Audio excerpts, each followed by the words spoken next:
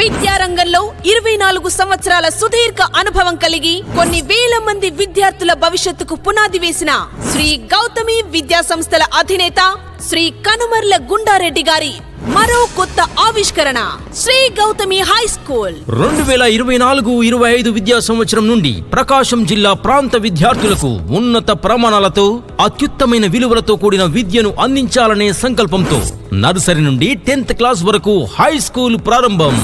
విద్యార్థులకు సులభంగా అర్థం చేసుకున్నటకు ప్రతి క్లాస్ రూమ్ లో ఈ లెర్నింగ్, డిజిటల్ లెర్నింగ్ బోర్డ్స్ ద్వారా ఇంటిని మైమర్పించే ఆహ్లాదకరమైన వాతావరణంలో ఏసీ సౌకర్యంతో హాస్టల్ వసతి. ఇంటిని మైమరపించే రుచికరమైన బలమైన భోజన వసతి.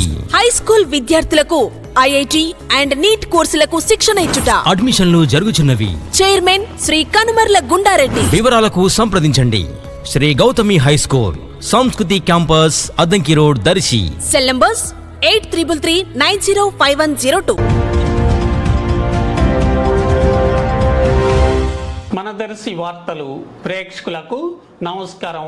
వార్తలు సమర్పిస్తున్నది మీ గంగిశెట్టి రామస్వామి. ఒక్క బస్సునైనా దర్శి నుంచే స్టార్ట్ అయ్యే విధంగా ఆర్టీసీ బస్సును అద్దంకి మీదుగా విజయవాడ వరకు నడపాలని, పట్టుల నుంచి బస్సు వస్తున్నందున దర్శి ప్రయాణికులకు సీట్లు ఉండటం లేనని పరిస్థితులు ఏర్పడుతున్నాయని, అలాగే విజయవాడ నుంచి మధ్యాహ్నం తర్వాత నుంచి నిర్దిష్ట సమయంలో అద్దంకి మీదుగా దర్శి వరకు ఆర్టీసీ బస్సును నడపాలని దర్శి ప్రజలు అధికారులను డిమాండ్ చేస్తున్నారు.